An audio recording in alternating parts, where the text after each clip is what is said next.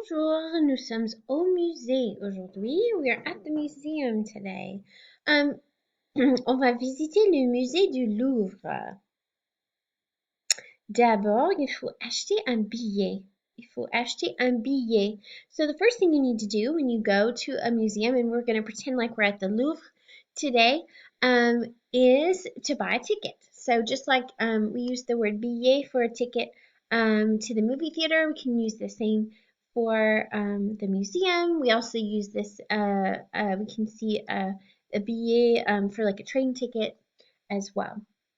So, nous sommes au Louvre. Make sure that sometimes at the end of the word in French, we don't hear as many of those letters there. I once had I obviously majored in French in college, and I met the boyfriend of one of my friends, and he was talking to me about the Louvre, and had I been to the Louvre when I was in Paris, and uh, I grew up in St. Louis, and sometimes you'll hear St. Louis referred to as the Lou by people who live there. But when I hear the word loo, I think of the bathroom. In Britain, they'll call it the loo for short. So make sure we hear Louvre, and that was a long story to get you to pronounce Louvre correctly. Then ensuite, on prend un plan du musée. Next thing you want to do is take a map of the museum. And when you go to these museums, these big museums in France or really anywhere in the world, most of the time they'll have the maps for you in English, as well as, if you go to the Louvre, they'll have the museum maps in English and French and, just about any other language you can think of. Big languages anyway. So you can take one in English, or if you're practicing your French, take one in French. Voilà, Jaconde. People come from all over the world to see the Mona Lisa, and in French we call her La Jaconde. So you'll probably see her labeled that way. So there'll be signs pointing for La Jaconde. So you need to know that that's what her name is in French, so that you know how to find her. Regardez les tableaux ou les peintures. These two words are both words that we can use to describe, for the word painting. This is one of my very favorite galleries in the Louvre. It is Les Grands Tableaux, the really like humongous. If you see these people here, this is how huge these paintings are, and I just love them. They're so impressive. I just can't imagine somebody having the ability to create something so huge with all those details. I'm not an artist. Regardez des sculptures. And here I have for you in parentheses, sculpture is feminine. You can tell from my little F here. Here are two also very famous sculptures that people like to see when they visit the Louvre. This is the Winged Victory, we call her in English, and this is the Venus de Milo. These are very old sculptures, so there are pieces missing, as you can see.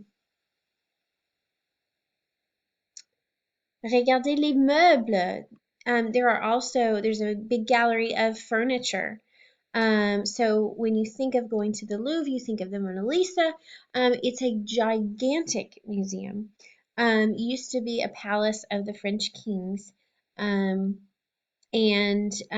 just gallery after gallery of works of art, and it takes all day to even see a piece of it. So if paintings are not your thing, there's sculptures, there's furniture, there's ancient art as well. So, like I said, you might be there all day. On peut prendre un repas. You might have a meal while you're there. I think there are multiple options for dining there. Acheter des souvenirs. Acheter des souvenirs. Here's somebody hiding behind a book with the Mona Lisa on the cover. But you can buy souvenirs. Remember, acheter is our verb to buy, and souvenir comes from the word in French. That's where we get that word. Autre vocabulaire utile. Un tableau, une peinture, as I said, Both of these words can be used to describe a painting. If you're talking about, for example, that you like to paint, you might tell me j'aime la peinture. Or here, l'artiste aime faire la peinture. She likes to paint or she likes to do painting. If you're talking about painting as in the hobby or the pastime or how you make a living if you're a professional, you would use la peinture for that. Whereas here, une peinture can be a painting, un tableau also a painting.